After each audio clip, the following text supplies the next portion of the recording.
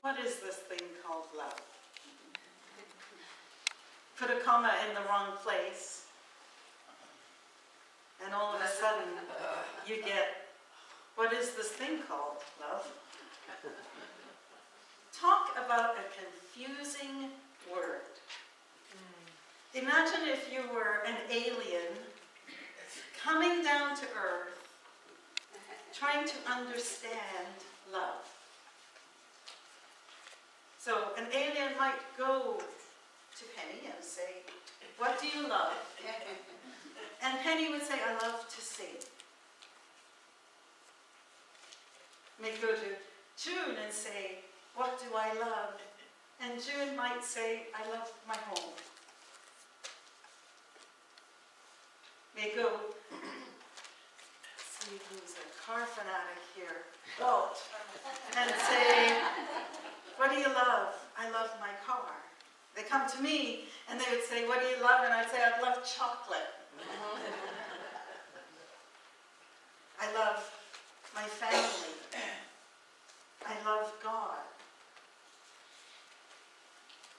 We say all of those things almost with the same amount of energy, don't we? And how do we make sense of that?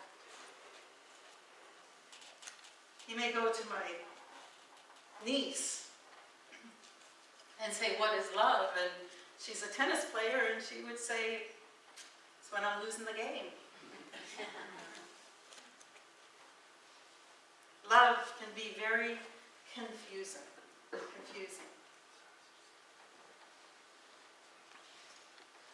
However, we all know what it feels like. And what we realize is that love is this feeling that we have. And so whether it's for chocolate or a car or a child or singing or a home, what we realize is what we are feeling is this wanting to be connected and this wanting to belong with it. Swami I'm going to say this wrong, but I'm going to try it. Parthasarathi, Swami Parthasarathi, in the book Governing Business and Relationships, says this: love is identification with fellow beings. With love, you find harmony in the world around you.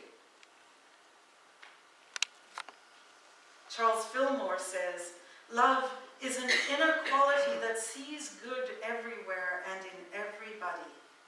It insists that all is good, and by refusing to see anything but good, it causes that quality to finally appear uppermost in itself and in all things. Well, I don't know how that sounded to you, but to me it sounded like a whole bunch of words. And that's part of the concern, is how do you describe love? Love, the attracting, uniting, harmonizing force of the universe. I can get behind that.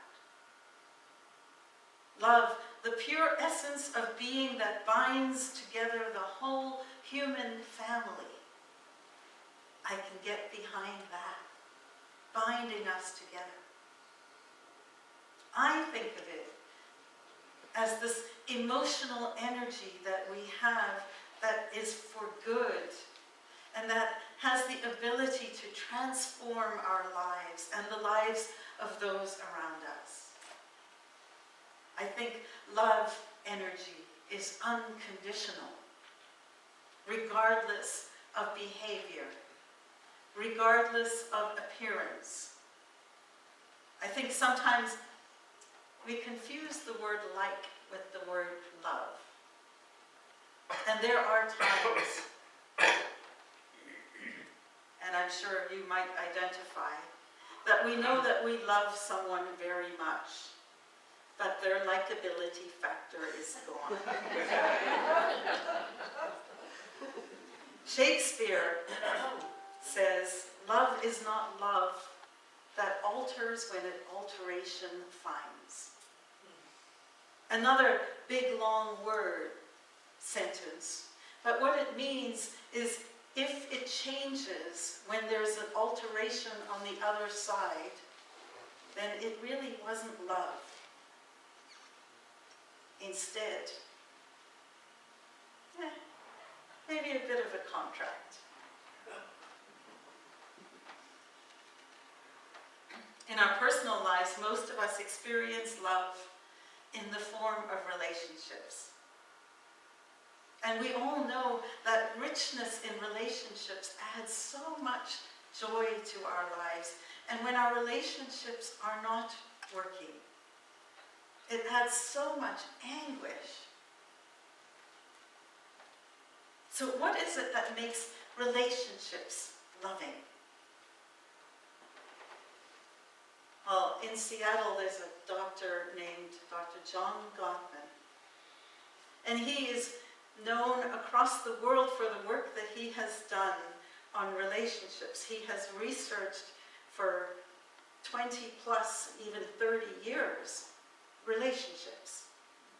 And what he's done is he's created a love lab. I know, it sounds so sexy. He's got a condo basically set up in, I believe it's in Everett, Washington.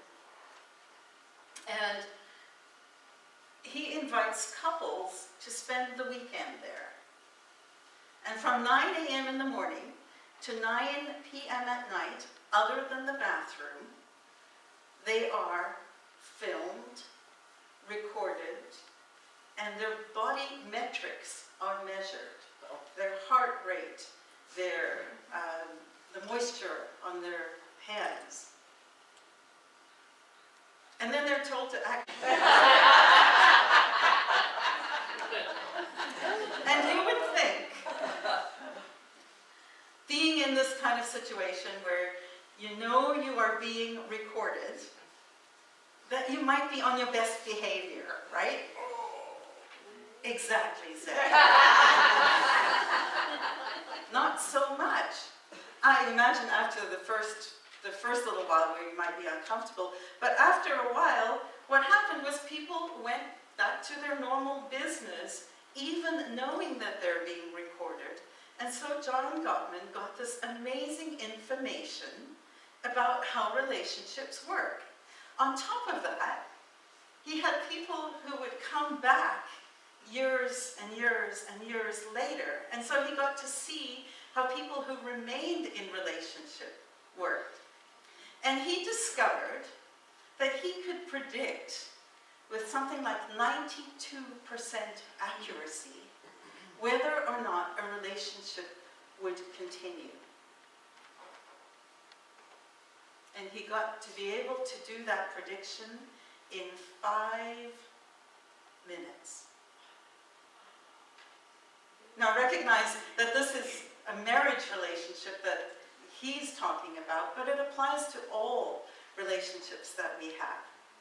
And so I want to share with you some of the what not to do's, and then we'll move into more of the fun stuff. The book that this comes from, by the way, is called The 7 Principles for Making Marriage Work by Dr. John Gottman. First, he discovered that over 70% of relationship conflict never get resolved. So if it feels like you're singing the same song with your partner or someone you're in relationship over and over again, don't be surprised, because that is the truth. And so what he did was he looked at what the difference was between those that he considered marriage masters and those that he considered marriage disasters. And he came up with these 4 traits that he said are absolutely critically damaging to a relationship. And so, like I said, we don't focus on negative very much here. But it is also important to know what doesn't work so that you know which way to go. It's like knowing that tonight you don't feel like Chinese food. Well, that's helpful, but isn't it more helpful to know that I prefer Italian tonight, right? So it's just the idea of don't tell me all the things that you don't want to know. Anyway, going off on a different place. Moving on. Here we go. 4 traits. They are criticism, contempt, defensiveness, and stonewalling. And if any interaction begins in anger, in what he considers a harsh startup, then the likelihood of that interaction ending peacefully went down dramatically. So here they are. Criticism. Criticism is when you attack the person and not the behavior. Now that's not to say that there are times when we may not want to complain about a certain thing. But when we complain about the person as opposed to the thing, then what we're doing is attacking the person. And when we attack the person, what's the very first thing that that person is going to do? Defend. Not likely say, oh, thank you very much. They're much more likely to say, no, don't talk to me like that. Which is that number 3, that's stonewalling. And when things go on, and this criticism continues, and the person is becoming defensive, and the person who continually criticizes isn't getting any response that they want, then they move into contempt. And contempt, even the word has that feeling of disgust, doesn't it? And when that happens in the relationship, then what was defensiveness then moves into I don't want to talk. And when that happens, connection is lost, and relationship is going to struggle and be almost impossible to rescue. So here's an example about criticism, because criticism is the beginning of these 4 falling downs. Criticism. You always leave a mess on the counter. Who taught you? Your parents didn't raise you right. Complaint. I would appreciate it if you would clean up the mess on the counter. Criticism. You're always late. Complaint. I get upset if you're late. Could you get here on time? The big difference in the feeling, isn't it? And as kids, we were taught that sticks and stones may break your bones, but words will never hurt me. And what we know now is sticks and stones may break my bones, but words can break my heart.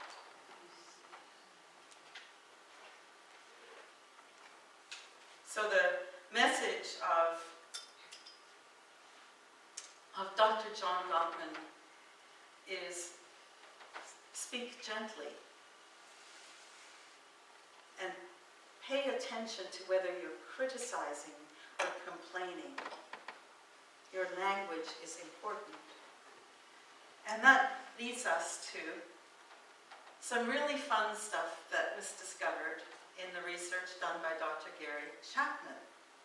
And he wrote a book called The 5 Love Languages. And his discovery is that we all need connection. We're all human, and humans need connection, but we don't always need it in the same way. And so he came up with 5 languages that we speak, which fulfill the need for connection that we might have, and he calls them love languages. And those 5 languages are words of affirmation, quality time, receiving gifts, acts of service, and physical touch. Briefly, words of affirmation. These are verbal compliments or words of encouragement, and they are a powerful way to say I love you to someone whose language is words of affirmation. Mark Twain said, I can live for 2 months on a good compliment.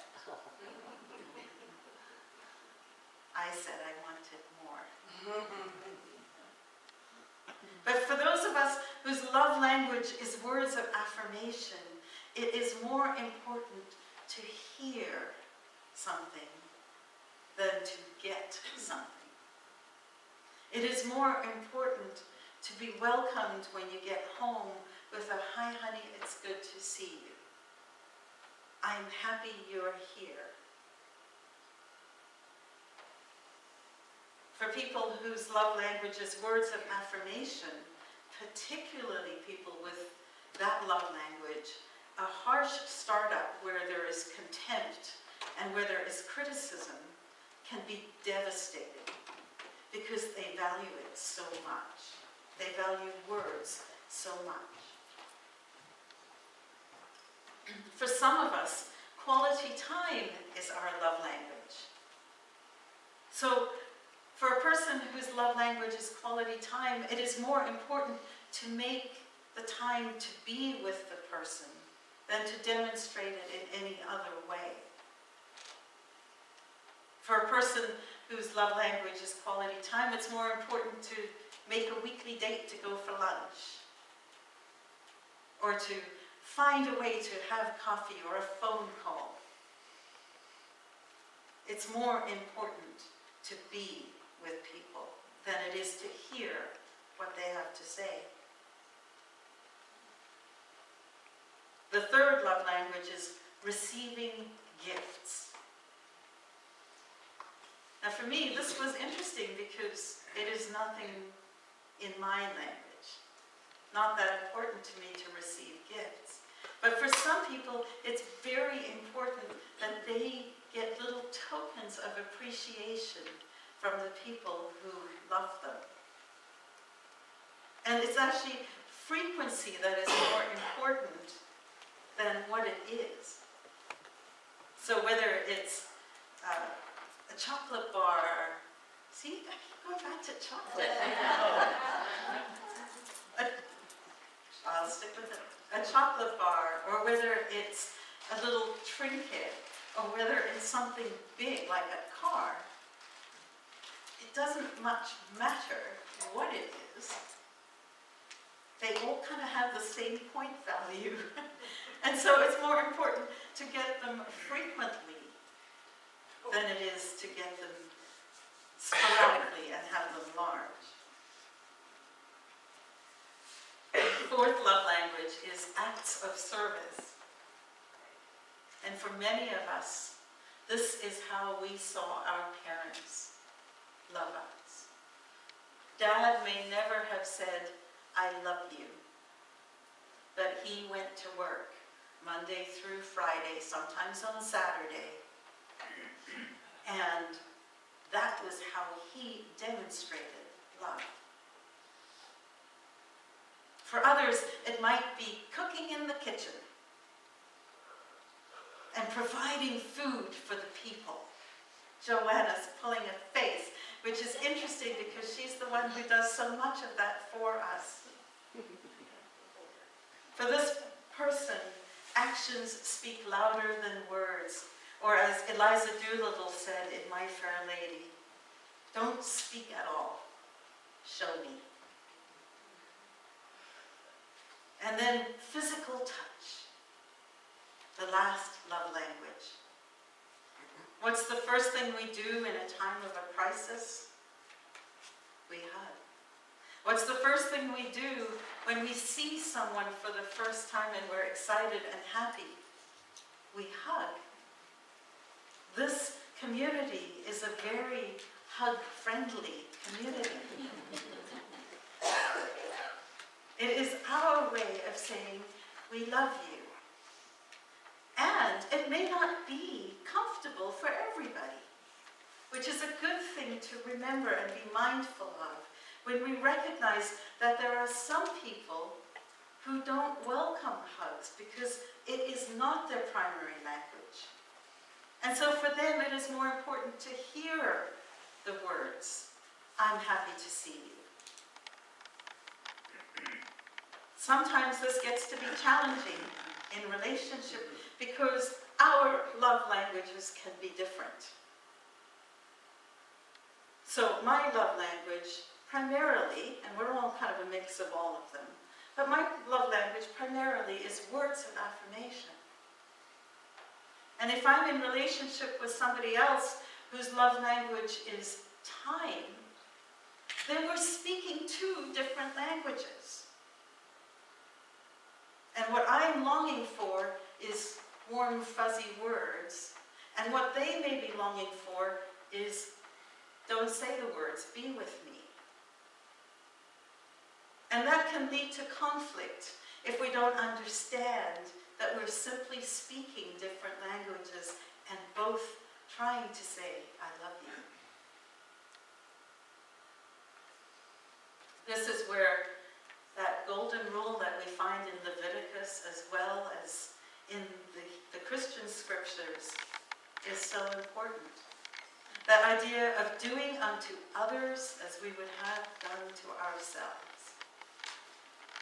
Because if that is true, and I am longing for words of affirmation, what I would long for is for someone else to give that to me. Well, if that is true, then I need to be willing to give to the other in the language that they speak. Which means caring enough to hear and understand what matters to them. If I want them to honor me in the love language that matters to me, it is incumbent on me to honor the people I care about by speaking to them in the language that matters to them.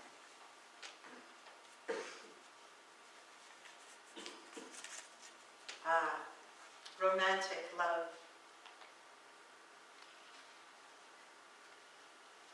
Entire songs have been written about the beauty of love, especially romantic love. You know, this idea of to know him is to love him. That somehow love with another person is going to make me whole. Can sometimes be at the bottom of that. Roses are red, my love. The power of love. Find it in poems. If I had a flower for every time I thought of you, I could walk in my garden forever. Ah! That's Alfred Lord Tennyson. And when we're in this place of romantic love, is it not true that everything looks beautiful? Our world is transformed and nothing can get us down. Until, we discover that the other person has little traits that we don't really like. Or they say things that we don't really like. Or maybe they start to be a little bit critical of us and then we don't like that. And then, well, entire country music careers have been made. I said I loved you, but I lied. You've lost that loving feeling. Where did our love go? And my favorite when I was researching this was, kiss this.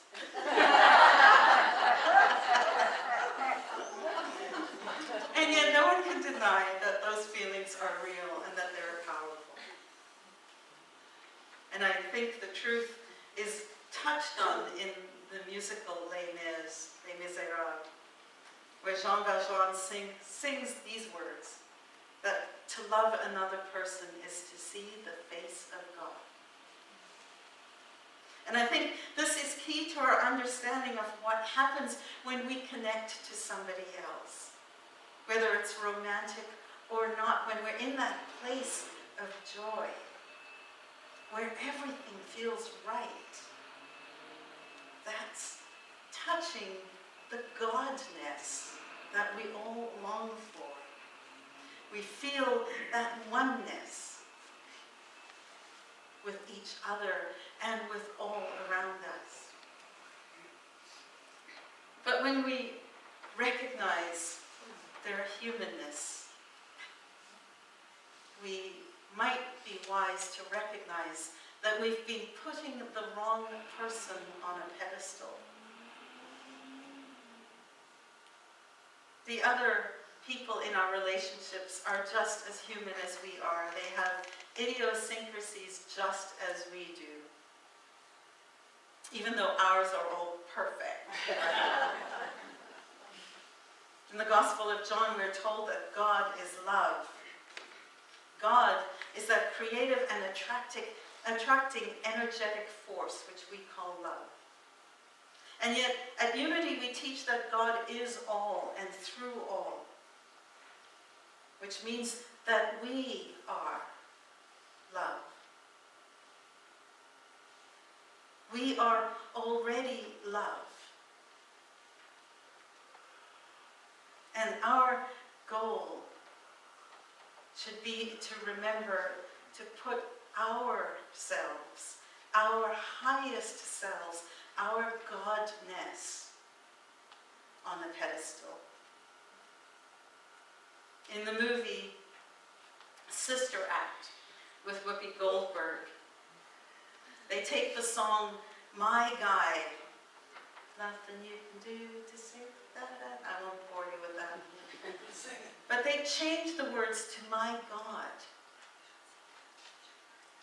Nothing you can do because I'm stuck like glue to my God. Nothing you can say can tear me away from my God.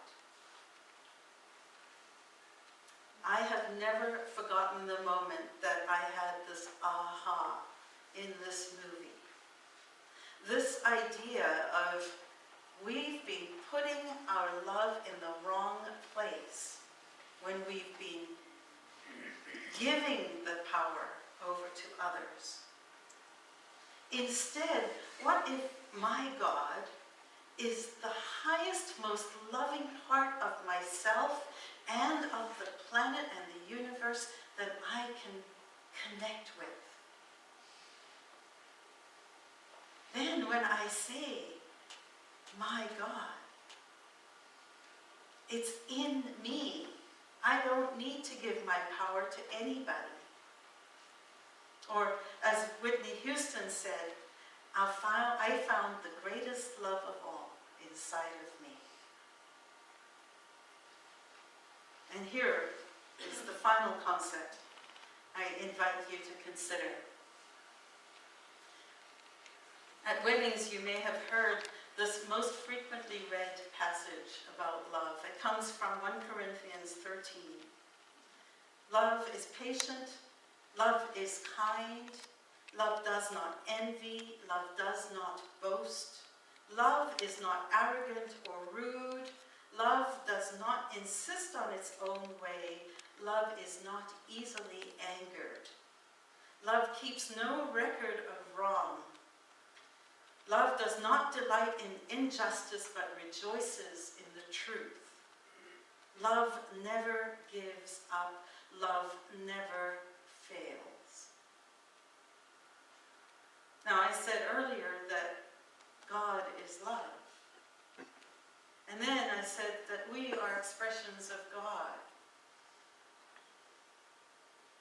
And this is what that mathematical equation would look like.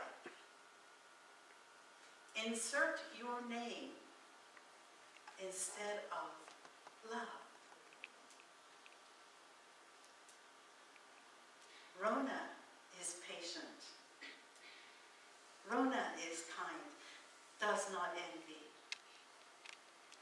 It shifts it, doesn't it? It gives us something aspirational to try and live into and lean into. And how exciting is that? We are to be the expressions of love on the planet.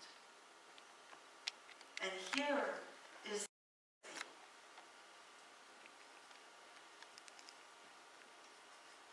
this Valentine's Day and every day.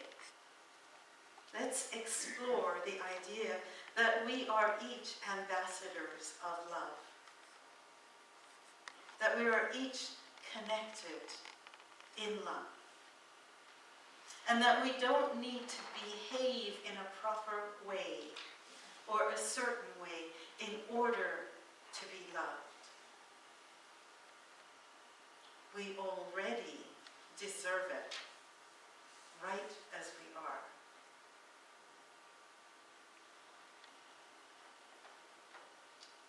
I'm going to ask our singers, the Unity New Westminster singers, to come on up, and I'm going to teach us a song.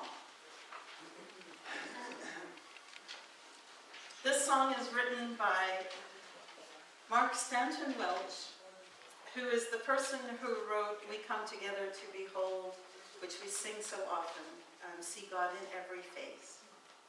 This song is 4 lines long. It just keeps repeating. And once we've learned it a couple of times with the music, we're going to add a few actions, and we'll see what happens. It's called You Are Beautiful.